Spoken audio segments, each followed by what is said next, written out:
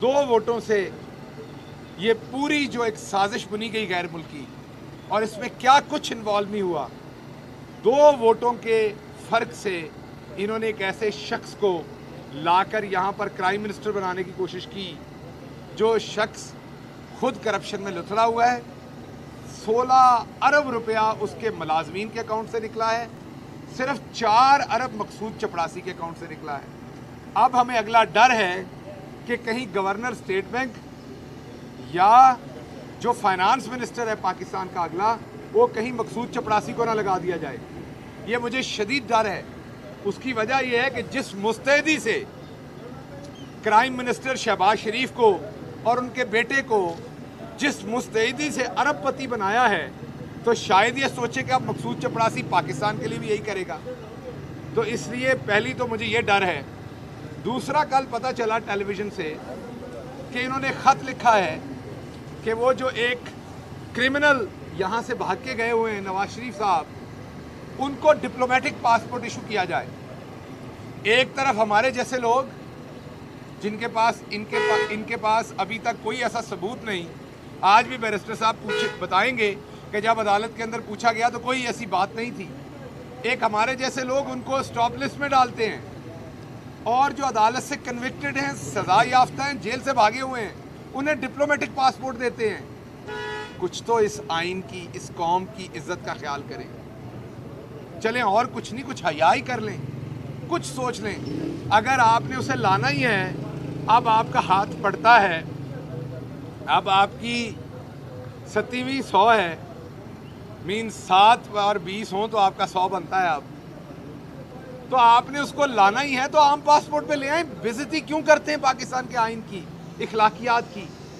क्या सोचता होगा वो मुल्क जिनको पता है कि ये एब्सकॉन्डर है, जिनको हुकूमत अदालतों के अहकामात भेज रही है कि ये शख्स भगौड़ा है, उसी मुल्क को अब आप भेजेंगे कि ये अब हमारा डिप्लोमेट है? तो कुछ खुदा का खौफ कर लें। अगर आपने ये सेरा लगाना है मियाँ साहब को, तो चलो इधर लगा लें, घर में बेइज्जती होगी कानून और आइन की। इंटरनेशनली क्यों बेइज्जत करते हैं पाकिस्तान को आप?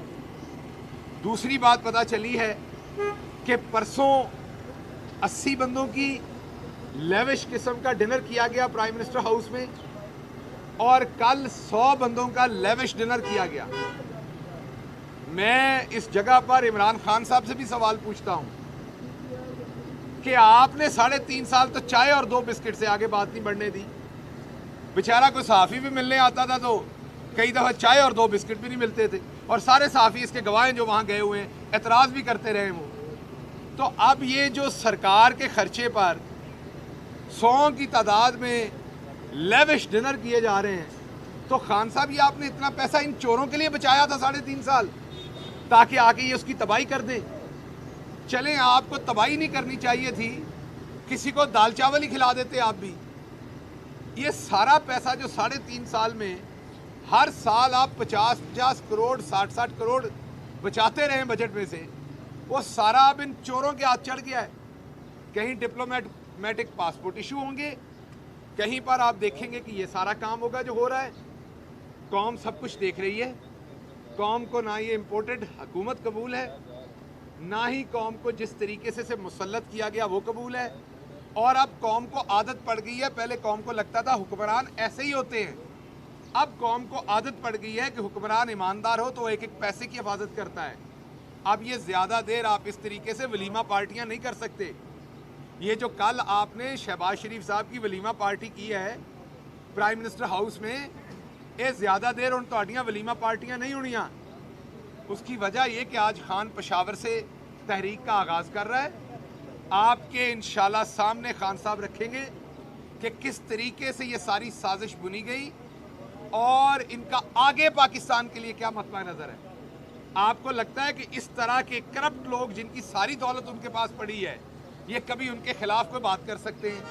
कल मतियुल्लाह जान साहब मुझे कह रहे थे कि आप अमेरिका मुर्दाबाद का नारा लगाएं, तो मैंने उनको जवाब दिया कि हम कोई भी पाकिस्तानी, हमारे मज़हब में ये तलकीन है कि हम किसी मुल्क के साथ नफरत नहीं करते, लेकिन अमेरिका की जो पॉलिसीज़ हैं पाकिस्तान के खिलाफ, हम उन पर बिल्कुल तनकीद करते, बबांगे दोहल करते, बगैर डरे हुए करते हैं। लेकिन अमेरिका के अंदर अच्छे लोग भी हैं, امریکہ میں ہمارے اپنے پاکستانی ہیں اوورسیز جو پاکستان سے اتنا پیار کرتے ہیں، شاید یہاں بھی لوگ اتنا نہ کر پاتے ہوں کیونکہ وہ ملک سے دور ہیں، اپنوں سے دور ہیں۔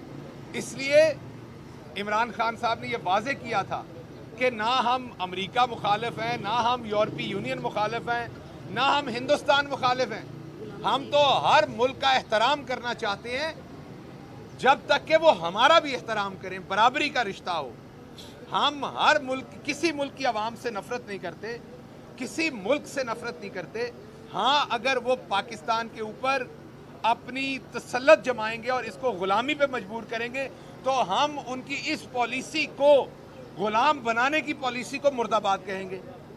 ہم ایسی پالیسی کو جس میں وہ پاکستانی عوام کی جو خواہشات ہیں ان کا گلا گھونٹ کے اپنے سٹوجز، اپنے غلام یہاں بٹھائیں گے تاکہ وہ پاکستانی عوام کے تحفظ کو چھوڑ کے ان کی جو خواہشات ہیں اس کا تحفظ کریں، تو ہم ایسی حرکت کا مرد آباد کہیں گے۔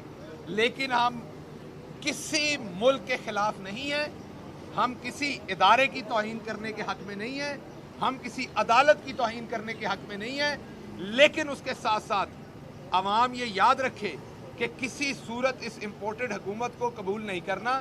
احتجاج جاری رہے گا اور ان کا کوئی بھی وکٹمائز کرنے کا جو طریقہ ہے وہ عمران خان صاحب کے اوپر کسی صورت بھی ان کا کامیاب نہیں ہوگا۔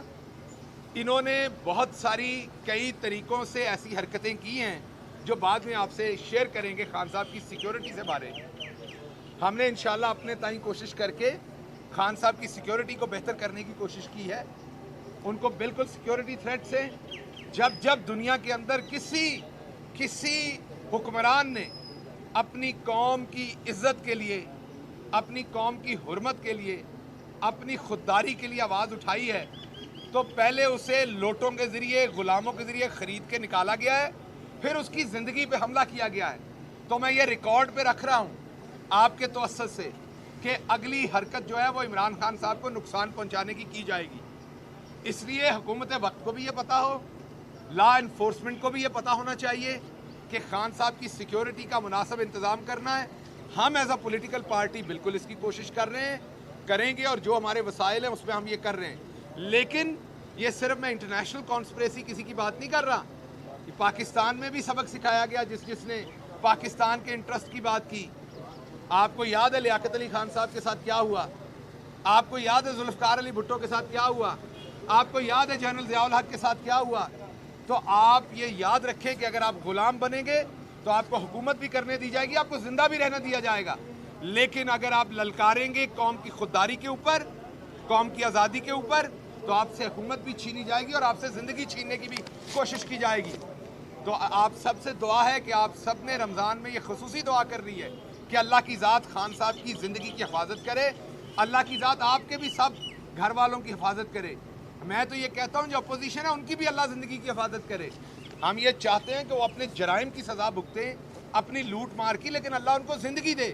تو آپ سب سے میری یہ گزارش ہے کہ خان صاحب کی جو زندگی ہے اس کے لیے ضرور دعا کریں، ان کی سیفٹی کے لیے ضرور دعا کریں۔